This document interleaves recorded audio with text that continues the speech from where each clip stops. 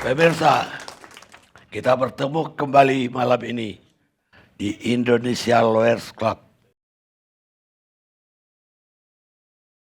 Pekan ini saya kira salah satu puncak dari ramainya tahun politik tahun ini.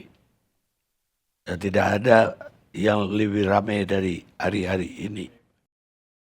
Dimulai dengan awal pekan ketika deklarasi yang direncanakan oleh Projo untuk mendeklarasikan Prabowo dan Gibran itu batal terjadinya. Karena Gibran sendiri akhirnya datang 15 menit doang.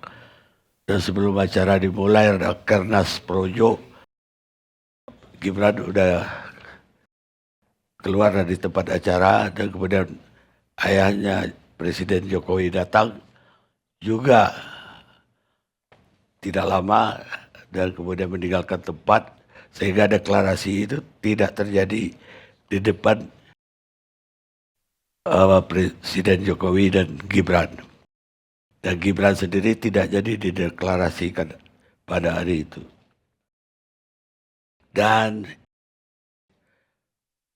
sepertinya ini puncak juga dari pecahnya perkongsian antara Jokowi dan Megawati. Karena sebelum itu gagal, menurut informasi, Presiden Jokowi dipanggil oleh Ibu Mega ke Teguh Umar. Dan setelah itu berantakkanlah deklarasi yang sudah dirancang di GBK. Dan akhirnya Prabowo dideklarasikan Projo di rumahnya sendiri. Dan tentu saja tidak segagap gempita dibandingkan di GBK yang dihadiri oleh semua tokoh atau ketua umum partai koalisi. Dan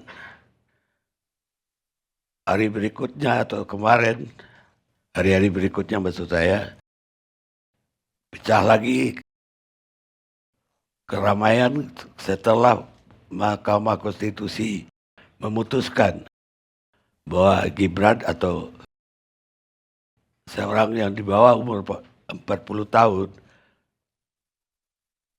boleh dicalonkan jadi presiden atau wakil kalau dia pernah menjabat kepala daerah. Tidak dijelaskan juga berapa lama jadi kepala daerah.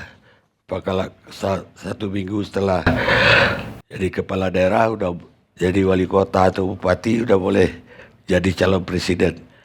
Dan itu dikritik oleh banyak orang. Tidak hanya orang-orang yang selama ini dianggap oposisi dengan Presiden Jokowi, tapi yang loyalitas pendukung 100% Jokowi. Hari-hari kemarin kritiknya keluar dengan keras sekali. Bahkan seorang seperti senior saya Gunawan Muhammad pun yang selama ini dikenal sebagai pendukung Jokowi juga mengeluarkan kritik yang sangat keras. Karena waktu dia menulis, MK disinyalir sudah akan meloloskan Gibran untuk wakil presiden. Banyak yang mengaitkan ini sebagai upaya terakhir Jokowi untuk tetap ada dalam kekuasaan karena anaknya jadi wakil presiden. Dan ini dikaitkan dengan usaha Presiden Jokowi yang dari awal kepingin presiden itu bisa 3 periode dan kemudian ditolak oleh Ketua PDIP Megawati dan kemudian rencana itu beralih tidak 3 periode tapi diperpanjang masa jabatannya ini. Itu pun ditolak dan terakhir juga pemilu mau ditunda juga ditantang dan terakhir usahanya menurut para banyak pengamat ini usaha terakhir Jokowi mendudukkan Gibran dalam jadi wakil presiden Prabowo. Dan kebetulan juga Prabowo berapa kali melamar Gibran untuk jadi wakil dia, walaupun yang dihadapi dia adalah Ganjar dari PDIP dan Gibran adalah kader dari PDIP sendiri. Dan ini menambah runcing suasana. Karena itu saya membuat judul malam ini, MK buka jalan tol untuk dinasti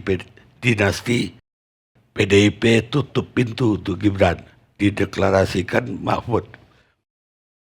Maksudnya dengan dideklarasikan Mahfud hari ini, maka berarti pintu untuk Gibran jadi wakilnya Ganjar Pranowo sudah tertutup. Satu-satunya adalah jadi wakilnya Prabowo yang masih tersedia. Itu pun kalau jadi. Karena sampai hari ini belum ada deklarasi dari kubu Prabowo siapa wakil presidennya. Dan saya kira dengan banyaknya serangan dari publik terhadap putusan MK itu, bahkan dari wakil ketua MK sendiri, Saldi Isra, yang juga tidak sependapat dengan putusan tersebut. Saya kira baik Prabowo maupun Pak Jokowi malam-malam ini ragu dengan keputusan mereka. Dan kali ini saya akan mengucapkan kutipan. Kali ini kutipan saya sendiri. Kekuasaan dan harta itu bagaikan air laut. Semakin Anda minum, Anda akan semakin aus. Karni Ilyas.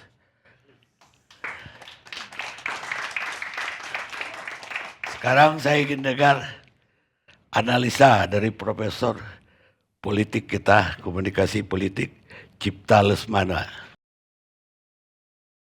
terhadap semua rangkaian kejadian tadi. Terima kasih, Bung Karni. Puisi Bung Karni itu mirip dengan ucapan Lord Acton. Power tends to corrupt. The more power you have, makin korup kamu jadinya. Hebat sekali Karni Ilyas, hampir sama, persis gitu ya. Persis. Iya. Jadi Jokowi sejak awal saya sudah mencium. Dia memang kepengen 3 kali, 3 periode. Tapi semua gagal semua. Serangan terakhir lewat MK. Ini pun diobok-obok semua. Sama Yusril, sama ketua MK yang pertama siapa semua gitu. Tapi Jimli itu orang yang sangat pintar. Dia ketua yang pertama gitu ya. Jadi 4 kali gagal terus upaya Pak Jokowi. Yang pertama itu teman kita yang mengatakan Indonesia akan kacau, akan rusuh kalau bukan Prabowo dan Jokowi yang memerintah tahun 24. Bisikan habis, termasuk oleh Profesor Cipta Lesmana. Saya ini anggota Komisi Konstitusi MPR RS waktu itu ya. Nah bisa, mana bisa gitu ya. Nah gagal. Kemudian Luhut Panjaitan mengatakan bahwa saya punya 2 juta masalah. Berapa juta Pak ya? Iya 2 juta dari netizens. Semua mengendaki Jokowi 3 kali. 3 kali. Kandas lagi. Upaya yang ketiga, tiba-tiba sekretaris MK keluarkan pernyataan Jokowi bisa jadi wakil presiden. Jadi presiden nggak bisa, wakil presiden nggak bisa. Langsung digempur lagi semua. Nggak bisa, mana bisa sih. Ini para orang goblok gimana gitu ya. Gitu. Nah, terus yang keempat, nah itu. Ada pargulipat lagi. Yang kelima lewat MK ini. Memang MK semenjak ganti ketua, yang masih keluarga dekat dengan Pak Jokowi, aneh-aneh perilakunya. Itu sudah diingatkan oleh Jimli, oleh Yusril, macam-macam. MK tidak punya kewenangan mengotak-atik mengenai umur presiden, wakil presiden. Itu kewenangan siapa? Keuangan DPR dan DPR dan siapa Pak Karni? Pemerintah. Itu kan undang-undang. undang-undang dibikin oleh eksekutif ya. Nah, dicabut juga oleh eksekutif, tapi nyelonong terus, jalan terus ya. Karena kenapa? Kita sudah tahu persis. Jokowi ini mungkin memang sangat-sangat mencintai negaranya. Dia kepengen setiap kebijakan yang strategis dijamin akan berlanjut. Akan berlanjut setelah saya nggak jadi presiden lagi. Nah, terutama IKN. Itu proyek orang Betawi bilang gacoan gitu loh. Harus, nggak bisa enggak. Nah dia khawatir kalau dia tidak presiden lagi, ambruk proyek-proyeknya ini. Pak Jokowi sudah mengatakan April Istana IKN harus sudah selesai. Perayaan 17 Agustus tahun depan akan dirayakan di IKN. Nah, semua dia sudah perintahkan Menteri PUPR semua gitu. Dia sedih sekali. Dia khawatir proyek-proyek yang sudah saya luncurkan begini bagus menuju Indonesia negara kuat 10 tahun kemudian akan ambruk. Oleh karena itu saya harus berkuasa. Nah, upaya terakhir lewat Mahkamah Konstitusi. Gagal lagi karena memang gak karuan gitu kan. Udah jelas itu melanggar peraturan, melanggar undang-undang gitu. Nah itulah. Ya kalau undang-undang kekuasaan kehakiman mengatakan hakim itu harus mengundurkan diri. Ya. Kalau dia dihadapkan atau mengadili perkara yang berkaitan dengan dirinya atau secara langsung ataupun tidak langsung. Jadi hakimnya sendiri udah harus mengundurkan diri sebetulnya. Iya. Mengadili perkara itu. Iya, betul. Mestinya mengundurkan diri. Serahkan kepada Saldi Isra. Saya kontak Saldi Isra, teman baik saya dari Andalas. Dia mengatakan ini memang aneh-aneh. Kepengen cepat diketok palu gitu loh. Cepat selesai gitulah. Supaya Gibran bisa masuk langsung gitu loh. Itu Saldi Isra, masih muda. Salah satu anggota MK yang menurut saya sangat progresif.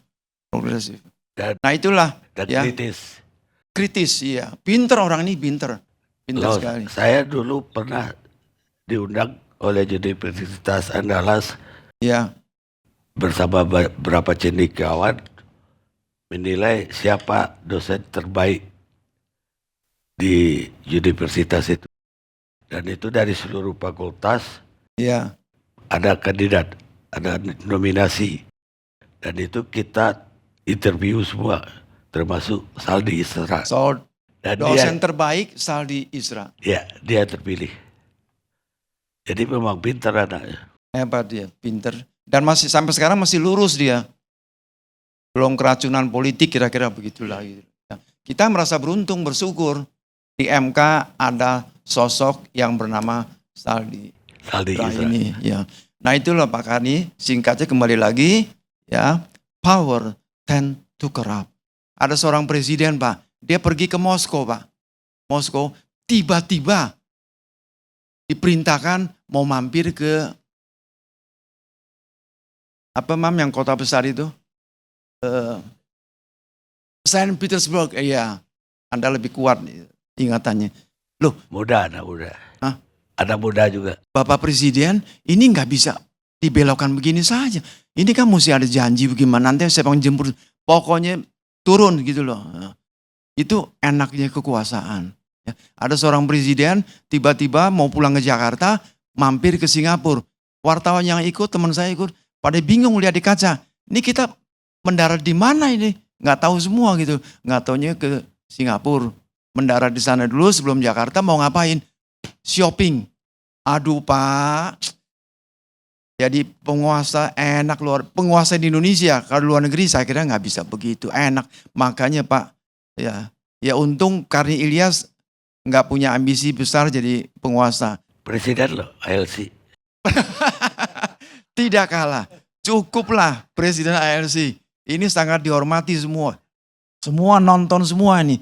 Dan iklannya juga makin membeludak iklannya. Itu dari saya, Bung Karni. Terima kasih. Baik. Tapi hari ini PDIP mendeklarasikan Mahfud jadi wakil presiden. Apa penilaian Prof? He is a good man. Mahfud ini pengalamannya hebat sekali. Betul hebat sekali ya. Saya sering kontak-kontak Mahfud ini. Cocok, tepat sekali. Ada 4 atau 5 calon wakil presiden. Saya sudah kontak-kontak Hasto, sekjennya. Pak, hati-hati Pak, hati-hati. Nanti jeblok ini. Hati-hati, hati-hati. Di antara 4 atau 5 ini, Mahfud is the best. Cocok sekali ini kali. Bagaimana pandangan Profesor di pihak Prabowo kalau yang jadi itu juga Gibran? Prabowo Gibran belum tentu juga menang. Ya. Lawan Mahfud plus yang Jawa Timur itu belum tentu juga. Belum tentu. Saya sudah pernah Tapi ngomong. kan Presiden Jokowi survei terakhir didukung oleh 87% apa? Iya, Artinya kalau suara itu pindah ke Gibran, iya. Prabowo ya menang. Itu kan hitung-hitungan belum tentu. Buktinya begitu makin santer Gibran jadi cawapres Prabowo, ya meluncur ke bawah. Bukan di Prabowo, bukan Pak Jokowi. Nah, Belum disurvei loh. ada survei saya sudah baca, turun banyak. Elektabilitas Jokowi bukan Pak Prabowo. Prabowo itu meningkat kalau dengan Gibran gitu loh. Itu artinya menurut saya cukup banyak masyarakat yang tidak simpatik dengan Pak Jokowi karena memaksakan putranya. Tapi simpati kepada putranya berarti. Sama putranya yes gitu loh. Jadi Jokowi ini disalahkan juga sama banyak publik gitu loh.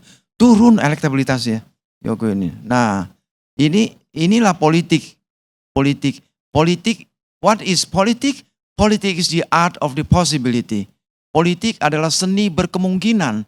Dalam politik segala kemungkinan bisa terjadi. Tidak ada yang mustahil dalam politik. Nah, ini yang sedang kita saksikan.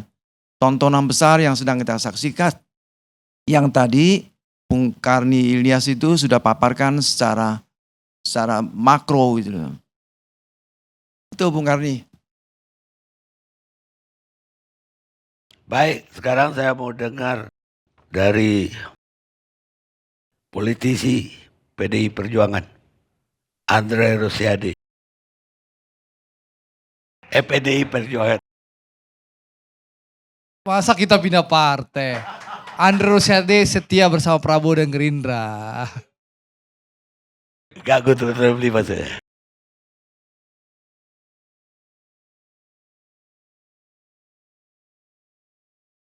Ya tadi kan punya acara besar sekali. Malah malam ini disambung lagi saya dengar dengan milenial. Kenapa misalnya pilihan itu jatuhnya kepada Mahfud akhirnya? Ya, kita melihat Prof. Mahfud MD adalah orang yang paling tepat untuk menemani Mas Ganjar Pranowo kalau bicara soal pengalaman misalnya. Prof. Mahfud kan memiliki pengalaman di 3 bidang, baik di eksekutif sebagai menteri, dulu Menteri Pertahanan, kemudian sekarang di Menko Polhukam, kemudian di legislatif sebagai anggota DPR di Komisi 3, kemudian juga di yudikatif, beliau adalah mantan Ketua MK, dan juga Prof. Mahfud MD adalah orang yang ahli tata negara. Jadi dari sisi kemampuan dan juga pengalaman, kemudian juga ya kita harus juga mengakui bahwa Prof. Mahfud adalah orang yang punya integritas, rekam jejak yang bagus, orang yang jujur, orang yang bersih.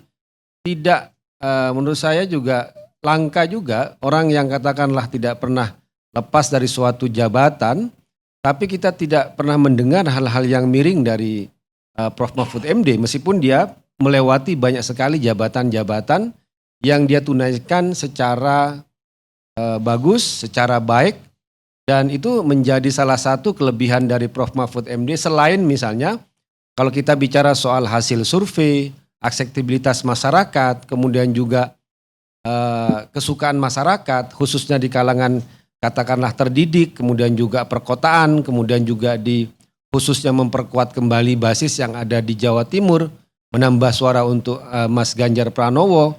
Kemudian juga kaitan misalnya Prof. Mahfud MD memiliki latar belakang yang sangat unik. Secara tradisional beliau adalah NU, tapi Prof. Mahfud MD juga adalah tokoh yang disebut dengan Islam modernis, ya, seperti di HMI, kemudian juga pernah di PII, kemudian juga Prof. Mahfud MD sangat kuat kedekatannya dengan tokoh-tokoh yang di Muhammadiyah. Beliau hafal lagunya Sang Suryanya Muhammadiyah, lagunya Yelal Watonnya NU. Jadi dari sisi keragaman kemudian juga latar belakang di situ memang Mahfud MD menjadi salah satu tokoh yang bisa disebut spesial, bahkan istimewa ketika dipilih oleh Ibu Megawati sebagai pendamping dari Ganjar Pranowo. Itu mungkin yang dari Bang Karni soal kenapa alasan-alasan Prof. Mahfud MD dipilih untuk menjadi pendamping dari Ganjar Pranowo. Ya, tapi dulu itu kan Ganjar itu lebih cenderung ke Gibran untuk jadi cawapres. Rebutan malah sama Prabowo. Lah kemarin itu MK udah membukakan jalan untuk itu. Tapi jangan ditempuh oleh PDIP untuk Gibran jadi wakil, malah Mahfud yang dideklarasikan. Bahkan Gibran sendiri nggak diundang untuk deklarasi tersebut. Dan kebetulan ya bapaknya juga lagi di luar negeri. Kayaknya dipilih benar itu. Seluruh keluarga nggak ada di situ. Sebenarnya Mas Gibran itu hanya masuk dalam salah satu nama yang disebut sebagai cawapresnya Mas Ganjar. Tidak pernah ada misalnya bahwa informasi Mas Ganjar lebih condong ke Mas Gibran, Bang Karni. Ya nama-nama yang lain seperti Mas Sandiaga Uno, kemudian juga Kang Ridwan Kamil, Mbak Khofifah. Ya namun setelah ya semacam pemikiran kontemplasi kemudian juga diskusi dengan ketua-ketua partai yang lain ya terpilih nama Mahfud MD. Bukan untuk mengatakan bahwa Mas Gibran tersingkir karena ya kalau dilihat dari katakanlah soal kualitas, Mas Gibran adalah tokoh muda dari PD Perjuangan yang sangat bagus. Tapi kalau kita bandingkan dari soal pengalaman, soal integritas, saya kira mungkin ini soal waktu saja, Bang Karni. Jadi tidak untuk mengatakan menyingkirkan Mas Gibran. Dan juga dalam konteks pengumuman tadi, undangan itu memang tidak ada yang namanya kepala daerah atau legislatif dari PDI, tidak ada. Karena itu memang hanya terbatas untuk DPP, Bang Karni, DPP Dewan Pengurus Pusat dari PDI Perjuangan, kemudian juga adalah ketua-ketua partai yang bekerja sama dengan PDI Perjuangan, kemudian juga ketua-ketua relawan. Jadi tidak ada Mas Gibran itu karena memang tidak diundang, semua kepala daerah tidak diundang, tidak ada yang datang dalam deklarasi itu.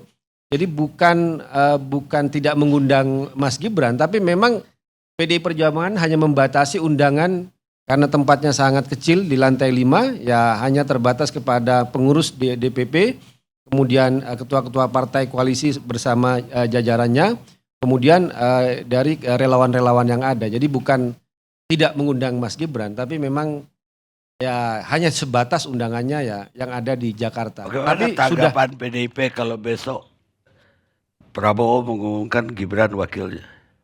yaitu hak bagian dari hak dari masing-masing partai politik ya Bang Karni. Tapi pada intinya PDI Perjuangan itu sudah memberikan segalanya dan segala keistimewaannya kepada Pak Jokowi dan keluarganya. Kalau kita bicara soal misalnya soal katakanlah apa yang diberikan oleh PDI Perjuangan kepada Pak Jokowi dan keluarganya, itu ya kalau saya ngutip seperti yang pernah disampaikan oleh Bang Adian, itu kan ada 7. 2 wali kota Solo, 1 Pilgub DKI, kemudian 2 presiden, ya, Pilpres, kemudian untuk Mas Gibran 1, untuk Bang Bobi 1, jadi ada 7. Jadi istilahnya PDI Perjuangan sudah memberikan yang terbaik untuk pada Pak Jokowi dan juga pada keluarganya, dan dilihat memang tidak hanya soal keluarga tapi juga memang soal kemampuan, soal kualitas ya. Tapi sendiri ya PDI Perjuangan juga memiliki katakanlah hal-hal yang bisa apa namanya itu kan ada proses, ada prosedur yang tidak bisa sedemikian rupa ya. Kemudian pengistimewaan itu tiba-tiba menjadi sangat lebih besar ya dari hal yang katakanlah harus dilihat sebagai bagian dari aturan-aturan partai itu sendiri, Bang Karni gitu.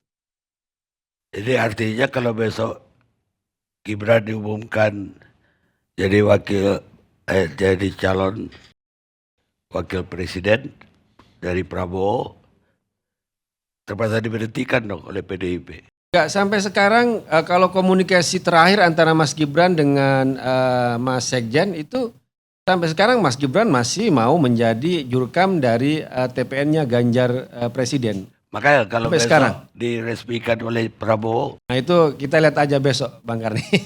Karena sampai sekarang Mas Gibran itu masih kader PDI Perjuangan dan komunikasi terakhir yang saya dengar ya masih mau menjadi jurkam di timnya pemenangannya Mas Ganjar dan Prof Mahfud. Itu yang sampai sekarang yang didengar itu. saya ingin dengar dari politisi Gerindra kali ini, Andre Rosiade. Rosiade, Siap. Apa pertanyaan Prof Karni? ya gimana Anda tanggapi tadi yang dari Profesor Cipta, Profesor Guntur? Berat-berat ini profesor-profesor kita hadapi. Saya ingin menyampaikan beberapa hal. Yang pertama, Prof Cipta tadi disebutkan bahwa ada upaya di Mahkamah Konstitusi. Saya tidak akan masuk soal narasi hukumnya.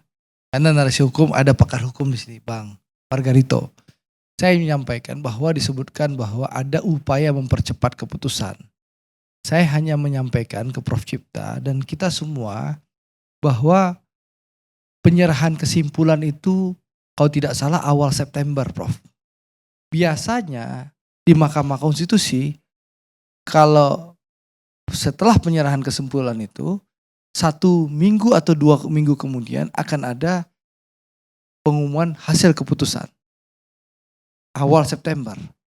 Faktanya untuk kasus yang ini pengumuman keputusannya tanggal 16 Oktober. Jadi 1,5 bulan setelah, hampir 1,5 bulan setelah penyerahan kesimpulan. Itu menunjukkan bukan adanya percepatan, tapi mungkin diduga ada perlambatan pengambil keputusan. Saya ingin meluruskan dan memberikan informasi Prof Cipta soal kebiasaan di Mahkamah Konstitusi. Itu satu. Yang kedua, saya ingin menyampaikan kepada Prof Karni dan semuanya, banyak sekali pemimpin, anak muda yang tampil saat ini memimpin berbagai negara. Saya buka saja datanya, Prof. Ya, Perdana Menteri Selandia Baru itu Jacinda Ardern. Itu dilantik itu umur 37 tahun, Prof. Pak Karni. Lalu Perdana Menteri Rusia, Sergei Kirienko, itu dilantik jadi Perdana Menteri umur 35 tahun. Perdana Menteri Ukraina, Olesi Hongcharuk, umur 35 juga dilantik. Lalu Perdana Menteri Finlandia, Sanna Marin, itu umur 34 tahun. Lalu Perdana Menteri Austria, itu dilantik Sebastian Kurz, itu dilantik umur 31 tahun. Presiden Chili, Gabriel Boric, itu dilantik umur 37. Lalu Presiden Montenegro, Jakov Milatovic, umur 36. Bahkan berapa hari yang lalu ada Presiden Ekuador umur 35 yang baru terpilih. Jadi menunjukkan bahwa banyak anak muda yang punya potensi dan kemampuan untuk memimpin negara. Dan itu di berbagai negara lain di luar Indonesia. Apa? Saya bicara anak muda. Ya, saya bicara anak muda. Ya, dan kita bicara konteksnya anak muda. Jadi anak muda punya kesempatan. Ya. Nah, apakah nanti Mas Gibran akan maju atau tidak? Saya mengutip pernyataan Mas Hasto dan Mbak Puan. Waktu Mas Gibran dipertanyakan kapasitasnya waktu dicalonkan menjadi wali kota Solo waktu pilkada tahun 2019. 20 yang lalu ya Bro Guntur Romli. Mas Guntur Romli sekarang. Dulu di PSI panggilnya Bro, sekarang Mas Guntur Romli. Mohon maaf lupa kita. Biasanya manggilnya Bro dulu. Ternyata sudah pindah di PD Perjuangan. Jadi panggilan juga berubah. Berubah dari dulu Bro Guntur Romli menjadi Mas Guntur Romli. Jadi dulu Mbak Puan dan Mas Hasto menyampaikan bahwa tidak bisa dibilang itu politik dinasti. Karena apa? Karena ini melewati mekanisme pemilihan secara langsung. Meskipun diberikan kesempatan untuk kontestasi pemilihan, tapi itu kembali kepada rakyat. Rakyat memutuskan apakah yang bersangkutan layak dipilih atau tidak. Ya, karena jabatan ini bukan ditunjuk. Ya.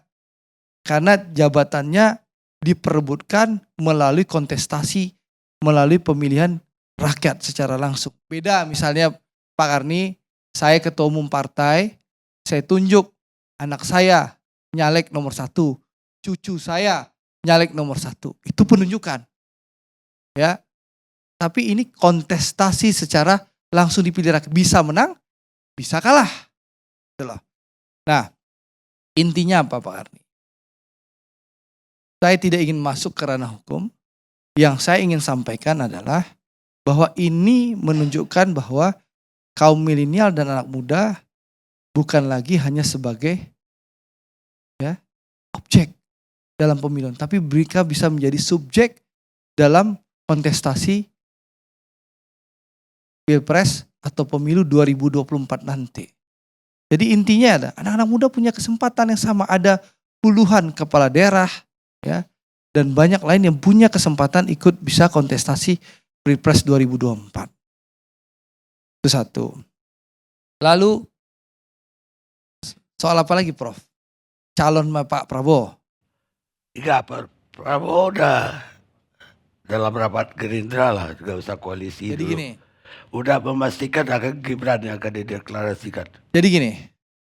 Minggu lalu dalam rapat Koalisi Indonesia Maju itu disebutkan bahwa ada 4 calon yang disepakati oleh Koalisi Indonesia Maju dan akan diputuskan dalam rapat forum ketua umum berikutnya. Jadi kita pengambilan keputusan Pak Prabowo ini, Bang Karni, cawapres Pak Prabowo itu adalah dalam forum rapat ketua umum. Kita akan ambil musyawarah untuk mufakat. Pak Prabowo bersama para ketua umum mengambil keputusan. Mungkin berbeda dengan tempat lain. Kalau tempat lain mungkin saya memutuskan bahwa cawapres ini adalah ini. Kalau di kami diputuskan secara bersama-sama. Karena koalisi kami adalah duduk sama rendah, berdiri sama tinggi. Tanpa ada politik tinggi seranting. Sehingga keputusan diambil secara bersama-sama dengan cara musyawarah untuk mufakat. Mungkin beda dengan tempat lain yang menyebutkan saya memutuskan. Nah, itu beda Bang Karni. Sehingga kita terkendala saat ini karena Bang Zulhas, Ketua Umum PAN, saat ini masih berada di luar negeri dalam rangka mendampingi Presiden melakukan kunjungan kenegaraan. Nah, insya Allah setelah Bang Zulhas pulang dalam 2 hari ke depan. Saya dengar besok juga udah dipanggil oleh Prabowo untuk besok juga harus hadir di Kemungkinan Jakarta. Jumat sampainya Bang. Jadi setelah Bang Zulhas sampai di Jakarta, langsung Ketua Umum Partai Koalisi yang bergabung dalam Koalisi Indonesia Maju akan segera mengambil keputusan. Disitulah akan ditentukan siapa cawapresnya Pak Prabowo. Kalau sekarang Bang Karni tanya sama saya belum tahu. Tapi kalau kisi-kisi Bang Karni mau tanya sama saya ada pantun khusus saya bawa hari ini untuk acaranya ILC. Bentar Bang Karni, saya buka contekannya. Tadi pantun ini dibacakan oleh Sekjen Gerindra sesaat sebelum saya hadir di acara ILC ini. Ini ada 2 pantun Bang Karni. Yang pertama nih, Indonesia negeri yang kaya. Penduduknya berjuta-juta. Kita ingin Indonesia jaya. Prabowo dan anak muda jawabannya. Itu 1 tuh pantun yang pertama. Yang kedua, pantun yang kedua, beli pisang sambil sepedaan. pulangnya mampir stasiun balapan. Cawapres Pak Prabowo segera diumumkan. Dia sosok berpengalaman di pemerintahan. Jadi itu Pak Arni. Mungkin itu kisi-kisinya yang mungkin kita bawa tidur dan kita renungkan dulu sampai nanti dalam beberapa hari ke depan Bang Zulhas pulang. Nanti forum ketua umum akan segera mengambil keputusan dalam musyawarah untuk mufakat. Lalu segera diumumkan dan kita insya Allah segera mendaftar ke KPU setelah Mas Anies dan Mas Ganjar mendaftar besok. Begitu Prof. Karni. Tadi ada membacakan banyak sekali pemimpin dunia yang dilantik pada usia muda. Bahkan di bawah 40, 35 segala macam. Ada pertanyaan dari Rocky tadi, apa mereka anak presiden? Kalau itu saya Tapi nggak tahu ada, itu datanya. ada nggak tahu kan? Iya. Pertanyaan saya, track record mereka-mereka yang Anda sebut tadi itu apa? Sampai bisa jadi presiden di berbagai negara tersebut. Nah, itu juga saya tidak menggali lebih dalam. Saya hanya menggali kapan dilantiknya Bang Arni. Umur berapa mereka dilantik. Terus terang saya sampaikan jujur Bang Arni. Andre Rosiade ini bukan politisi pangicuah. Jadi saya sampaikan secara jujur, saya hanya mencari data umur mereka dilantik. Bukan apa jabatan sebelum mereka dilantik.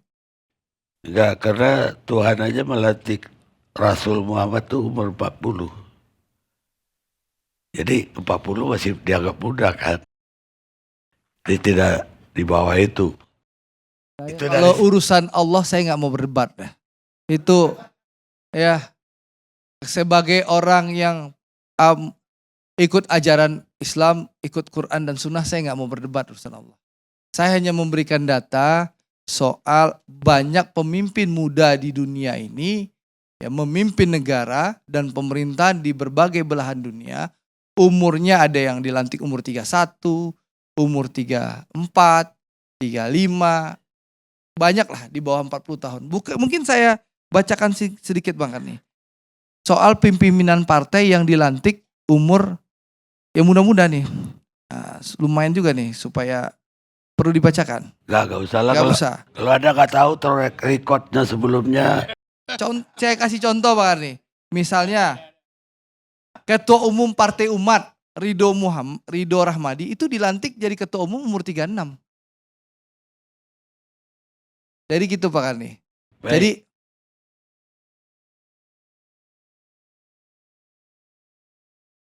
nah ini Bang Rocky Gerung, bedanya antara Puyi dan Presiden dan Wakil Presiden Republik Indonesia.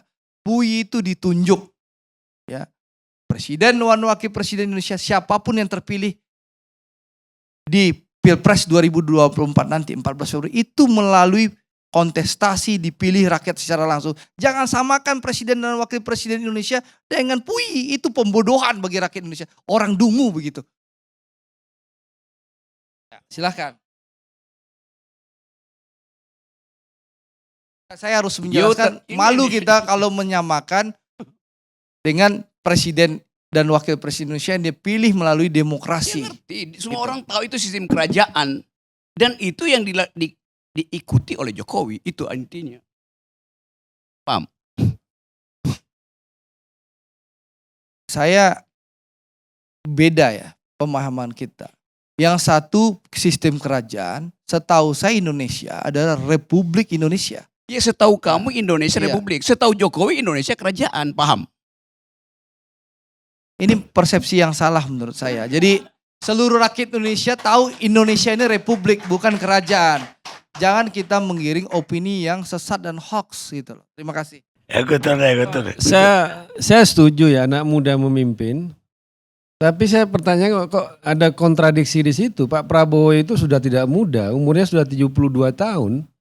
Ketika Anda bicara soal anak-anak muda, memang tidak ada di Gerindra itu yang bisa katakanlah menjadi capres ya. Ada Mas Andri sendiri, ada Mbak Rahayu di situ, ada Mas Budi Jiwandono di situ gitu kan. Ini kan mereka anak-anak muda. Kalau kita bicara soal memberikan kesempatan kepada anak-anak muda, maka berikanlah contoh, memberikan kesempatan juga anak-anak muda yang ada di Gerindra untuk diberi kesempatan. Tapi ternyata ya kita tetap dihadapkan kepada bicara kepada ya itu adalah hak partai politik Anda. Tapi kan saya hanya mempertanyakan soal konsistensi dari pernyataan itu antara Anda yang bicara soal anak muda tapi yang dicalonkan tetap orang yang sudah berumur 72 tahun. Ya, kemarin Pak Prabowo ulang tahun, saya ucapkan juga selamat ulang tahun untuk Pak Prabowo. Demikian. Ya boleh lah. Kita minta izin dulu, etika dan adab harus dipakai. Jadi Pak Mas Guntur Romli, nah, bukan Bro Guntur Romli lagi. Jadi memang ya di Gerindra Pak Prabowo memang memberikan kesempatan bagi anak muda tampil dan menjabat. Contoh Andre Rosiade, bukan anak siapa-siapa, merangkak dari bawah, ya, bisa jadi di DPR, bisa jadi Kapoksi di Komisi 6, jadi ketua partai di Sumatera Barat dan anggota Dewan Pembina Partai Gerindra. Itu menunjukkan apa Pak Prabowo memberikan kesempatan kepada anak muda merintis karir dari bawah. Nah pertanyaannya, kenapa Partai Gerindra mengusulkan nama Pak Prabowo?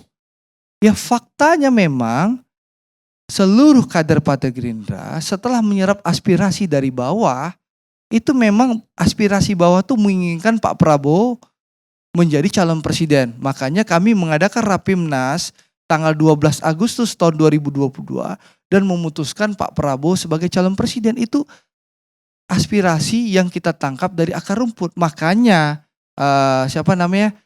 Bang Mas Guntur Romli, bahwasanya itu yang menyebabkan Pak Prabowo alhamdulillah surveinya nomor 1, dan kalau head to head dibandingkan Mas Ganjar itu unggul 11%. Karena itu aspirasi garis bawah, akar rumput Bang Arni. Terima kasih, itu jawaban kami. Baik, tapi satu aja nasihat saya sebagai orang Minang, kalau Anda akan jadi gubernur Sumbar, bikin pantun sendiri, jangan ngutip dari sekjen, nggak nyambung deh. Terima kasih masukannya Prof. Karni. Kalau senior, nenek mama tidak perlu kita bantah. Ya karena tidak punya pantun tadi itu. Pemirsa, dalam politik itu tidak ada yang kebetulan. Kalaupun ada terlihat seperti kebetulan, itu adalah hal yang memang dibuat-buat seolah-olah itu kebetulan. Franklin Roosevelt, Presiden Amerika di era Perang Dunia Kedua. Kita lihat sejarah.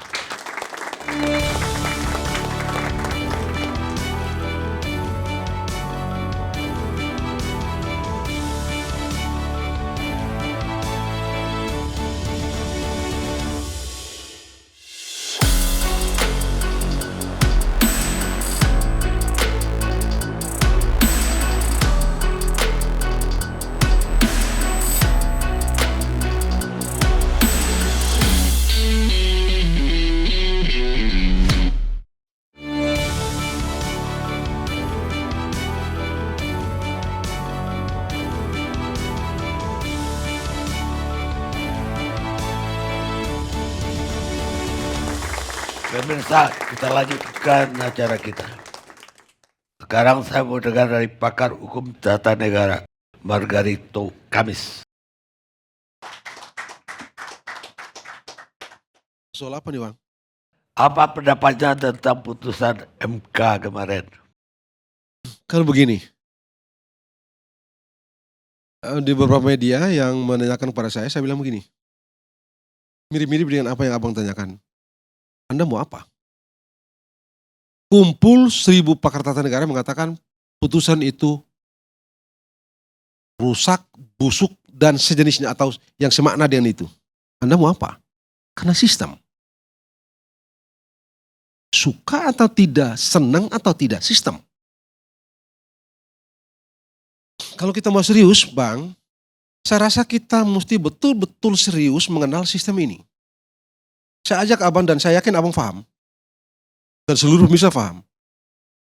Undang-Undang Dasar mengatakan, menulis, memberi sifat putusan Mahkamah Konstitusi itu final and binding. Clear.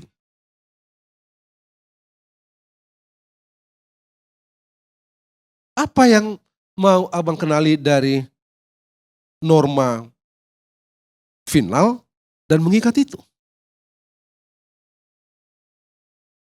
judicial authoritarianism. Suka atau tidak. Judiciary absolutism. Karena tidak bisa koreksi kan Bang. Di peradilan pidana abang paham. Di peradilan pidana abang paham. Di peradilan perdata abang paham.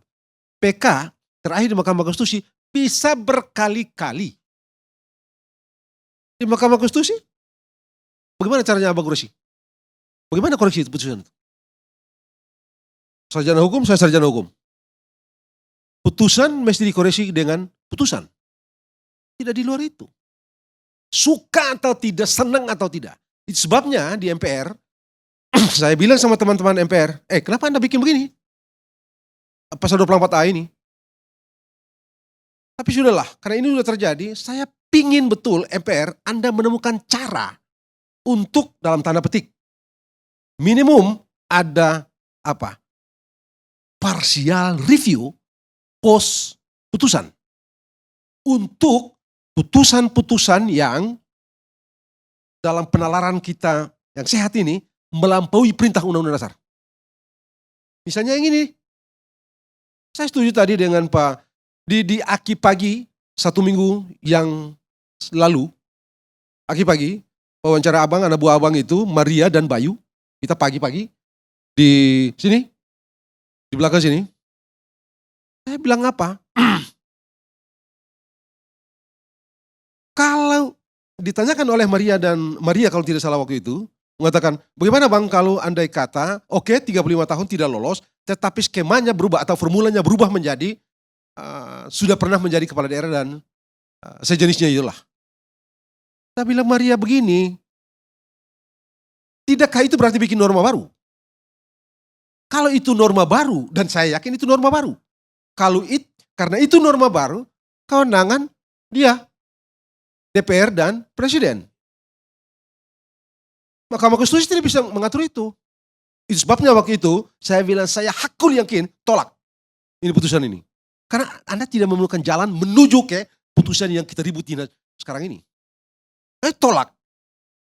Kalau Anda lakukan itu, saya bilang pada waktu itu, saya pinjam pernyataan Thomas Jefferson, Presiden Amerika Serikat yang ketiga itu, yang mengatakan bahwa Mahkamah Konstitusi itu, Mahkamah Agung itu penafsir satu-satunya konstitusi, itu sama artinya dengan Anda.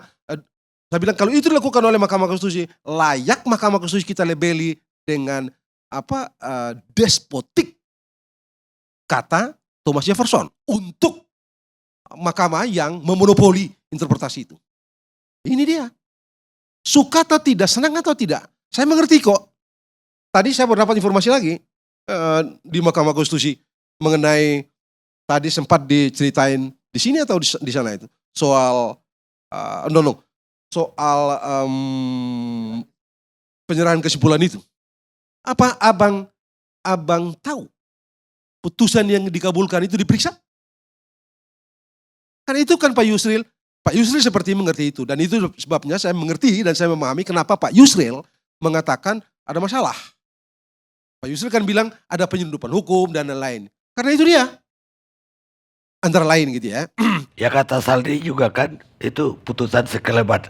Nah itu dia tuh. Tadi saya bilang kok, kalau Anda orang-orang lain ngomong di belakang, saya tadi di depan Mahkamah Konstitusi, di depan sidang saya bilang.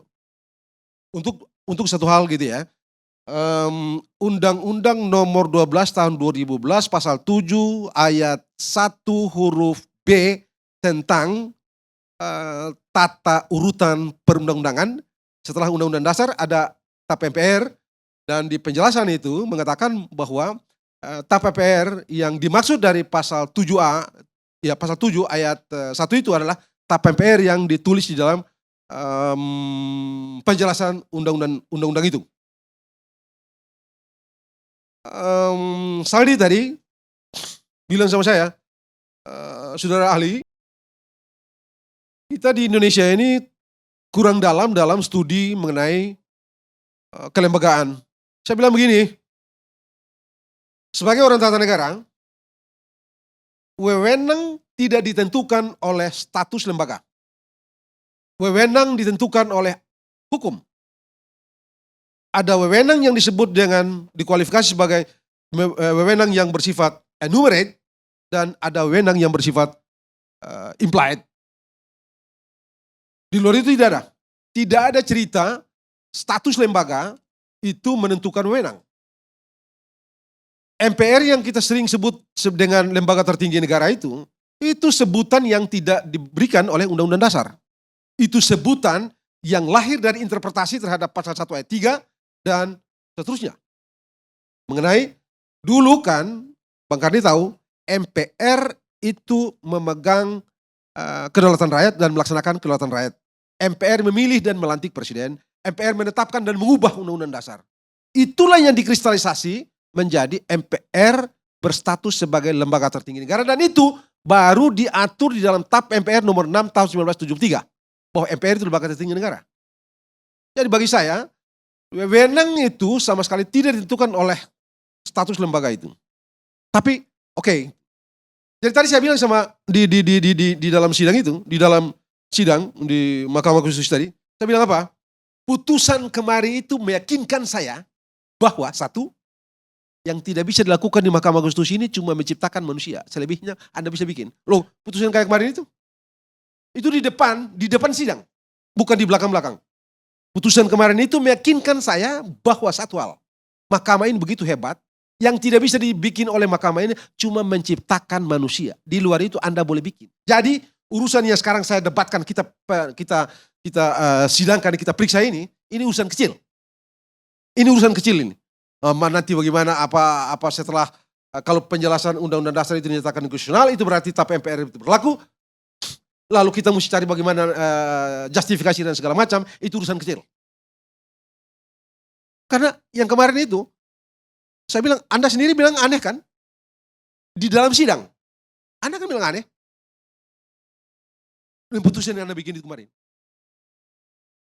Dan jujur saja, Bang Karni, selalu selama ini saya awali setiap kali sidang itu dan memanggil mereka yang mulia. Hari ini itu terasa begitu berat di mulut saya. Hari ini berat banget untuk saya bilang yang mulia. Jadi saya panggil sudah, tapi ya karena mereka pejabat teman-teman lebih tua dari saya dan segala macam yang lain itu, jadi saya panggil aja mereka yang terhormat hari ini. Oke, itu sudah sesi. Soal yang kedua, sekarang bagaimana dari segi tata negara, putusan yang sudah keluar kemarin, suka atau tidak suka, senang atau tidak senang, hukum. Suka atau tidak, senang atau tidak, hukum. Mau apa? Sistem tidak menyediakan cara membatalkannya atau mengoreksinya. Lalu apa konsekuensinya? Tadi Andre bilang, di mana tadi? Di sini apa? Di sana tadi, sebelum masuk. Beliau ini kan tanya, kan ini mesti ditindaklanjuti. Tadi saya rasa yang mau dibilang adalah, kan mesti dibikin PKPU ini untuk mengubah. Saya mau bilang sama Bang Karni, bagaimana kalau besok presiden bikin perpu? Kalau dibikin perpu, dia ubah satu pasal syarat. 169 itu dia tambah lagi satu pasal. Atau satu ayat. Bagaimana caranya koreksi? Sah kan itu? Urusan perpu, urusan darurat itu kan urusan karang-mengarang. Soal situasi darurat itu kan situasi yang subjektif. Konstitusi bilang begitu. Kalau dia besok terus, nantilah Rocky yang terangkan itu. Kalau besok beliau presiden kita yang terhormat Pak Joko Widodo ini kembali dari Cina ya? Dari Arab Saudi ya? Terus dia tindak lanjut itu putusan Mahkamah Konstitusi, dia bikin perpu. Ada urusan apa lagi dengan DPR? Tunggu, sudah selesai daftar kok. Setelah selesai daftar, semua partai tolak itu perpu, sudah jadi hukum. Tindakan hukum pendaftaran yang sudah terjadi sah secara hukum. Jadi tidak ada urusan dengan DPR. Kalau presiden mau, nanti Rocky yang urusan itu. Kalau orang bilang ya dia sayang sama anaknya, jadi dia kasih itu segala macam, urusan lain.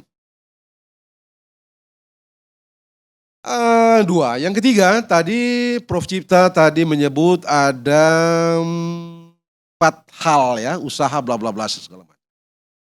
tidakkah itu menunjukkan bahwa andai partai-partai FOM dengan sudahlah demokrasi kita tidak usah terlalu agung-agungkan dah.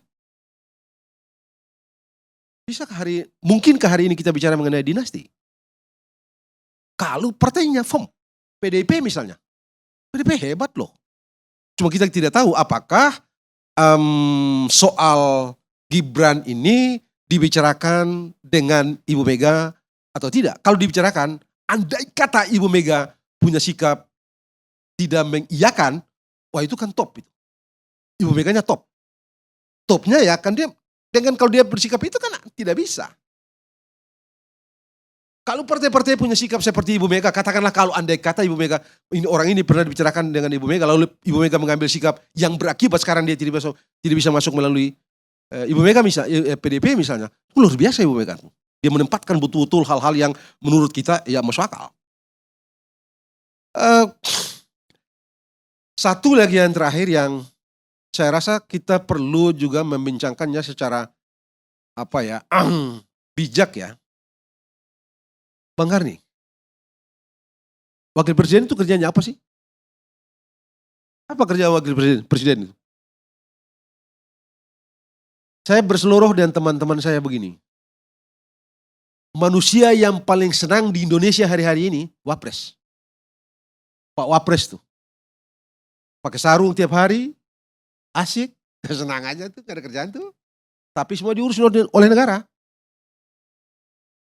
Wapres itu kerjanya, dia tidak punya wewenang apa-apa. Tunjukkan pada saya satu saja keputusan Wapres. Yang official. Tunjukkan pada saya. Itu kan cuma ada waktu Bung Hatta dulu, maklumat X tuh, situasi gitu. Tunjukkan pada saya, apa kerjaan Wapres? Apa kerjaan Wapres? Cuma itu dia, itu kalau disuruh presiden. Kalau disuruh presiden, Anda bisa bayangkan, tadi pagi kalau nggak salah tuh, yang waktu pengumuman capres Pak Ganjar dengan Pak Mahfud itu, saya lihat keluar dari ruangan kecil itu, Pak Ganjar depan, saya ketawa gitu, wah bagus deh, Pak Mahfud sudah tahu etika protokol presiden dan Wapres. Anda lihat kan, Wapres tidak boleh berjalan sejajar dengan presiden, nggak bisa.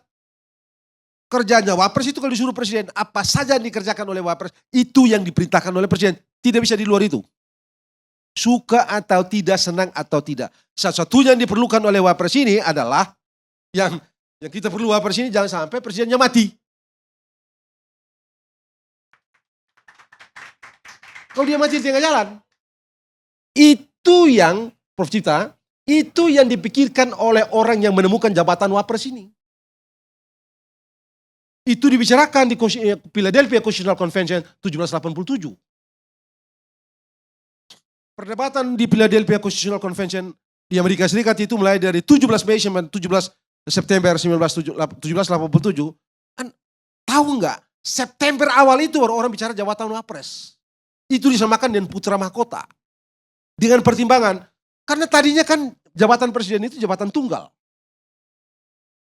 Kewenangannya dipusatkan, dikonsentrasikan sepenuhnya pada presiden. Tidak dibagi, tidak didistribusi. Itu presiden. Jabatan tunggal. Disamakan dengan Raja George III di Inggris. Nah kalau kita ciptakan, kita ini tidak mau mengulangi praktek kerajaan absolut di Inggris. Kenapa kita ciptakan jabatan itu? Kata Randolph. Ini bahaya kita hidupkan lagi monarki. Itu sebabnya mereka menyifatkan presiden itu dengan jabatan tunggal dan seluruh kekuasaan yang konsentrasikan pada dia, ini sama dengan kita bikin the fetus of the monarchy, bayi monarki. Lalu, tapi itu yang diperlukan karena pengalaman di negara bagian kalau parlementer celaka. Jadi harus ditaruh biar efektif. Tapi bagaimana kalau dia mati lagi berkuasa terus mati? Terus bagaimana kita bikin putra mahkota, analog dan putra mahkota. Jadilah jabatan Wapres itu. Sebabnya dia gak ada kerjaan. Kawan ini, si Wapres ini gak ada kerjaan. Jadi kalau dia tidak ada kerjaan, kenapa juga kita pusingkan dengan Tuan Gibran ini, anak kecil ini. Kenapa harus kita pusing? Dia tidak ada. Ya kita takut memang jangan sampai Pak Prabowo, tentara ini Jenderal bintang 3 ini, sudah bintang 4 sekarang. Bintang 3 ini dia sakit terus bagaimana kita nggak tahu kan urusan Tuhan ini. Andri juga nggak mau berdebatkan soal itu. Itu aja sebenarnya. Kalau wakil presidennya mati gampang. Tidak pengaruh dengan penyelenggaraan pemerintahan. Tapi kalau presidennya incapacity dalam istilah teknis undang-undang dasar, wapres menjadi presiden. Suka atau tidak, senang atau detik itu juga harus lantik jadi presiden. Di situ itu masalah kita. Itulah faedah dari tadi Bang Karni men-challenge Andri. Anda tadi menyebut anak muda. Riwayatnya bagaimana? Di Aki Pagi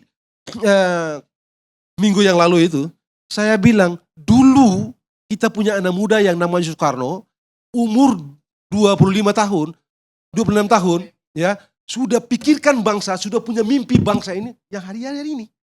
Kita pernah punya kita mengenal satu bangsa Indonesia, satu bahasa Indonesia, satu tanah air Indonesia.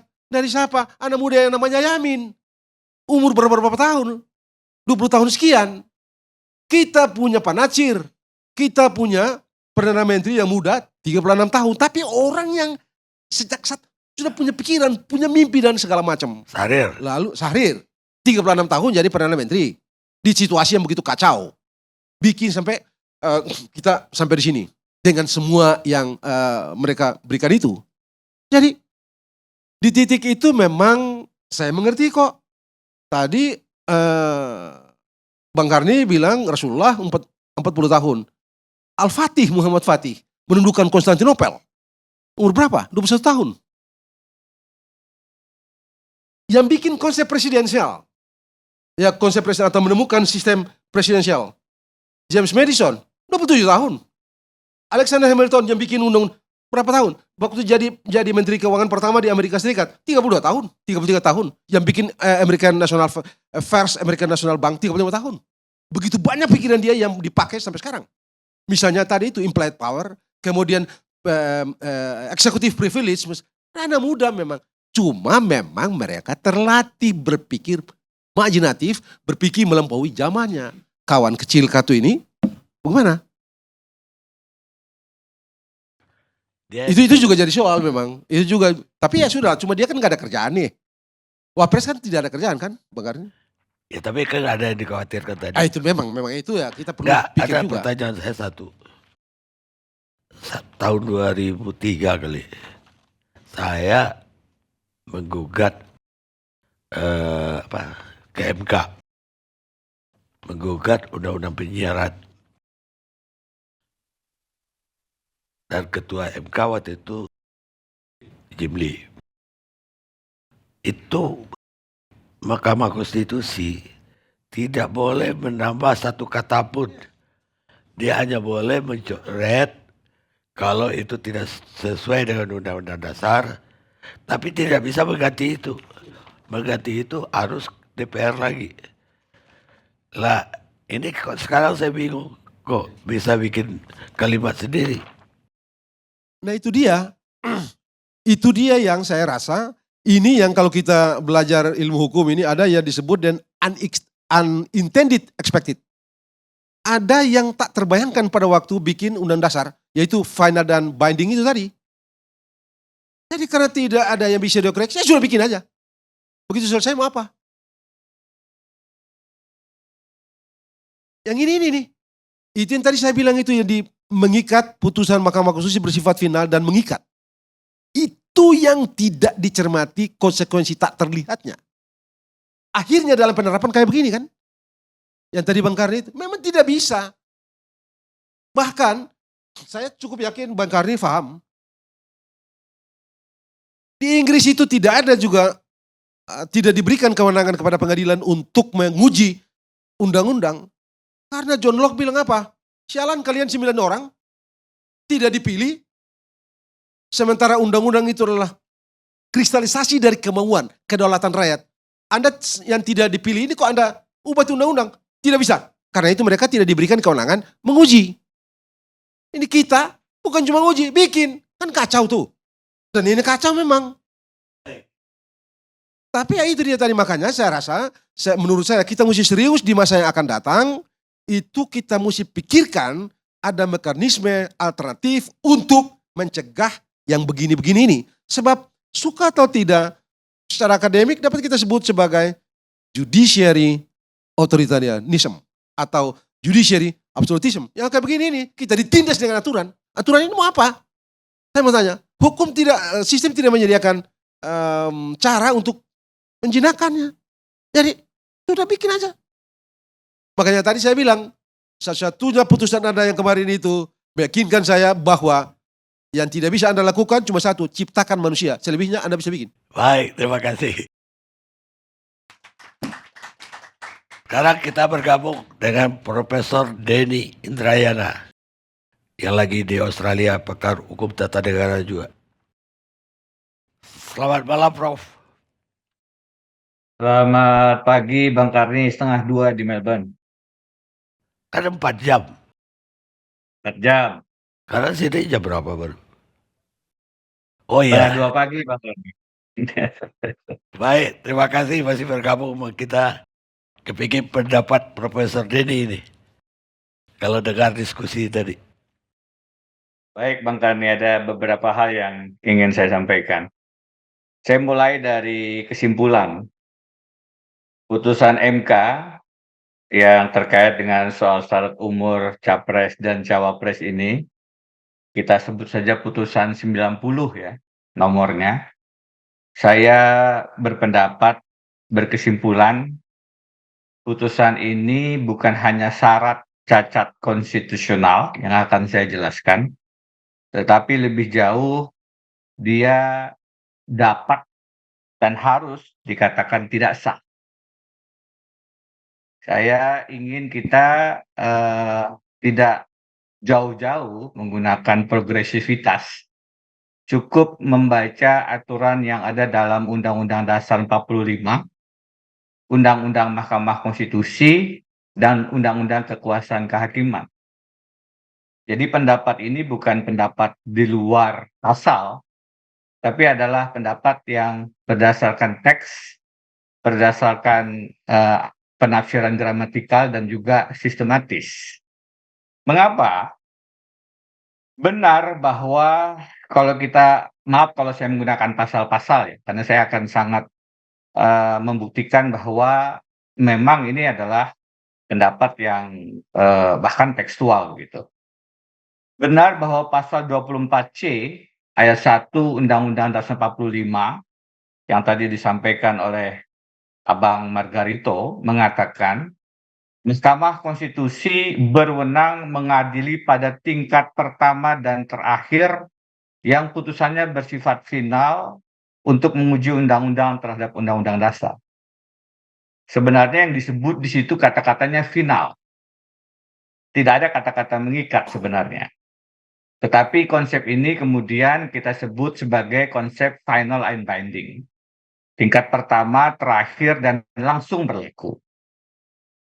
Nah, karena konsep final and binding itu, kita berpandangan tidak ada yang bisa mengkoreksi putusan Mahkamah Konstitusi. Itu masih benar. Tetapi sebenarnya dalam Undang-Undang Mahkamah Konstitusi sendiri dikenal konsep putusan MK bisa tidak sah. Bisa tidak sah.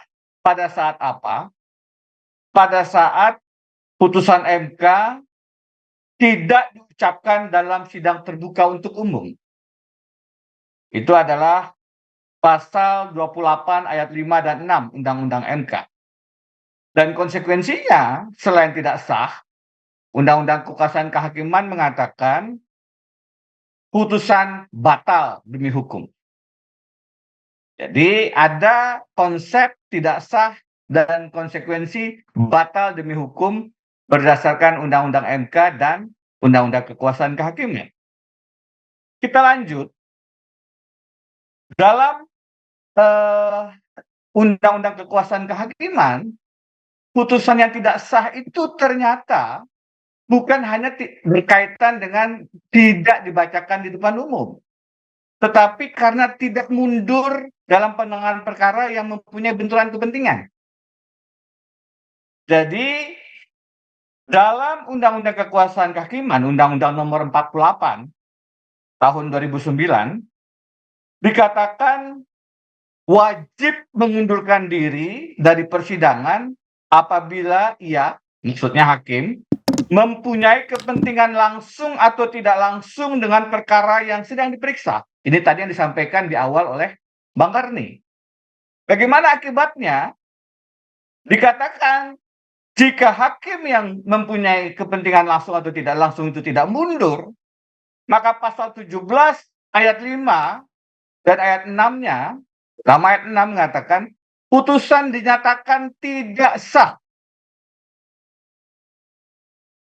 Nah, ini penting untuk mengatakan konsep final and binding itu bisa dikoreksi dalam hal dua, tidak sah.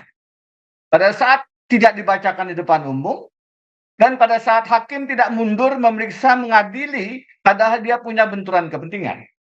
Kenapa Undang-Undang Kekuasaan Kehakiman kita jadikan dasar untuk mengatakan dia tidak sah pada saat hakimnya tidak mundur? Karena pasal 24A ayat 2 dengan jelas mengatakan kekuasaan kehakiman itu MA dengan badan peradilan di bawahnya dan Mahkamah Konstitusi. Jadi Undang-Undang Kekuasaan Kehakiman tadi itu berlaku dan mengikat kepada Mahkamah Konstitusi. Apalagi dalam peraturan Mahkamah Konstitusi nomor 9 tahun 2006, khususnya prinsip kedua tentang ketidakberpihakan, atau di situ tertulis tak berpihakan, butir 5 huruf B-nya mengatur hakim konstitusi, saya tegaskan katanya adalah harus. Hakim konstitusi harus mengundurkan diri dari pemeriksaan suatu perkara karena alasan-alasan B, hakim konstitusi tersebut atau anggota keluarganya mempunyai kepentingan langsung terhadap putusan. Mari kita simak apakah hakim konstitusi Anwar Usman ini ada kaitan langsung putusannya dengan keluarganya, iparnya, Pak Jokowi dan Gibran Raka Buming Raka. Mengacu pada kewajiban hukum bahwa hakim harus mengundurkan diri jika perkara yang ditanganinya mempunyai benturan kepentingan, sebagaimana tadi diatur dalam Undang-Undang Kekuasaan Kehakiman, dan ada kepentingan langsung keluarganya yang diatur dalam Kode Etik Perilaku Hakim Konstitusi, maka dengan penafsiran gramatikal dan sistematis yang tadi saya sampaikan, harus disimpulkan tidak mundurnya Hakim Konstitusi Anwar Usman dalam perkara-perkara yang terkait syarat umur capres dan cawapres ini menyebabkan putusannya itu syarat benturan kepentingan dan membawa konsekuensi tidak sah. Yang bicara bukan Denny Indrayana, yang bicara adalah Undang-Undang Mahkamah Konstitusi sendiri tentang ada kemungkinan putusan tidak sah, Undang-Undang Dasar dan Undang-Undang Kekuasaan Kehakiman. Pandangan saya terkait dengan bagaimana Saudara Anwar Usman, Ketua MK, masih memeriksa, mengadili, dan bahkan memutus perkara-perkara syarat umur ini, menurut saya sangat jelas ada benturan kepentingan. Dan kenapa demikian? Apalagi putusan nomor 90. Kenapa? Karena dalam putusan 90 itu pemohonnya dengan jelas menuliskan argumentasi dia meminta agar syarat umur itu menjadi pernah menjabat atau pernah menjadi kepala daerah. Yang dia contohkan adalah Gibran Raka Buming Raka. Baca dalam butir 9, 16, dan 20 permohonan. Dengan jelas disebut contohnya adalah Gibran. Jadi terkait langsung dengan Anwar Usman. Sebagai pamannya, sebagai om. Karena itu banyak viral mengatakan setelah putusan ini, makasih om.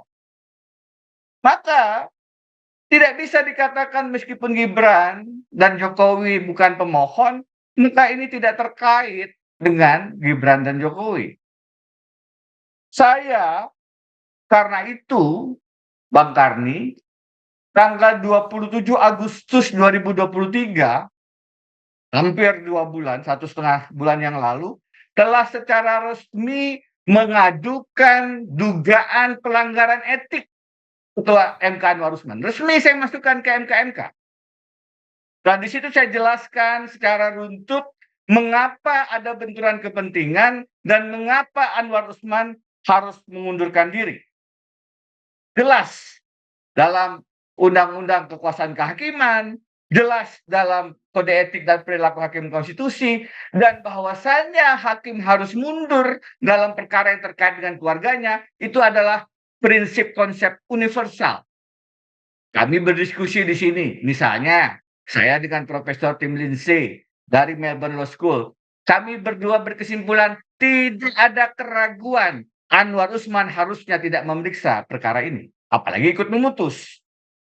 Jadi, karena putusan 90 diperiksa, diadili, bahkan diputuskan oleh Ketua MK yang nyata-nyata punya benturan kepentingan, tidak mundurkan diri, maka tadi saya katakan, putusan ini sesuai dengan Undang-Undang Dasar, Undang-Undang MK, Undang-Undang Kekuasaan Kehakiman, harus dinyatakan tidak sah. Demikian Bang Karni, jadi putusan ini tidak bisa dijadikan dasar untuk pendaftaran Pilpres 2024. Karena banyak sekali catat-catat konstitusionalnya, misalnya, satu, harusnya tidak diterima karena pemohonnya tidak punya kerugian konstitusional. Itu disampaikan oleh Hakim Konstitusi Soehartoyo. Harusnya dinyatakan gugur karena sudah ditarik meskipun dibatalkan penarikannya. Itu dinyatakan oleh Hakim Konstitusi Arief Hidayat. Harusnya meskipun putusannya itu ditolak, kalaupun diterima, harusnya ditolak sebagaimana putusan-putusan sebelumnya. Yang kalau kita runtut dari dissenting opinion, putusan yang awal-awal menolak itu karena menurut Saldi Isra dan menurut dissenting opinion Arief Hidayat, karena tidak ada Ketua MK Anwar Usman di sana. Bahkan kalau kita lihat putusan yang mengatakan kepala daerah ini kan hanya dibuat oleh 3 orang. 2 orang yang lain yang konkuring kan hanya pada dasarnya gubernur dan kepala daerah tingkat provinsi. Sehingga disajikan dengan diagram Venn oleh Hakim Konstitusi Saldi Isra bahwa ini putusan yang terburu-buru. Jadi saya ingin berikan komentar tentang waktu tadi, Bang Karni. Ini putusan harusnya bisa cepat diputuskan sebagaimana putusan-putusan yang lain ditolak atas prinsip open legal policy. Kenapa dinyatakan buru-buru oleh Hakim Konstitusi Saldi Isra dalam dissentingnya? Karena sebenarnya ini aneh putusan. Mau dikatakan ada 5 yang memutuskan kepala daerah, pernah atau sedang kepala daerah, padahal yang mengatakan pernah atau sedang kepala daerah hanya 3. Saldi bilang ini harusnya rapat pemusyawaratan hakim lagi. Tapi ada yang buru-buru, itu poinnya. RPH-nya 3 kali, Bang Karni. Tapi belum ketemu karena baru 3 yang sebenarnya akan sepakat dengan kepala daerah. Yang 2 walaupun konkuring, Eni Nurbaningsi dan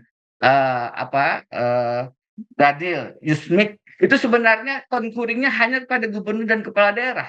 Dan benar, kalau kita lihat rumusan pasalnya, pernah atau sedang menjadi kepala daerah sebagai dalam pemilihan umum ini kan sangat terasa punya maksud untuk memberi kesempatan kepada Gibran. Mengapa demikian? Pernah saja itu kemudian diberi garis miring sedang. Sedang ini persoalan. Sedang berapa lama? Sedang sehari berpengalaman. Sedang 2 hari menjadi kepala daerah. Apakah berpengalaman? Sedang itu kan menjadi problematik kemudian.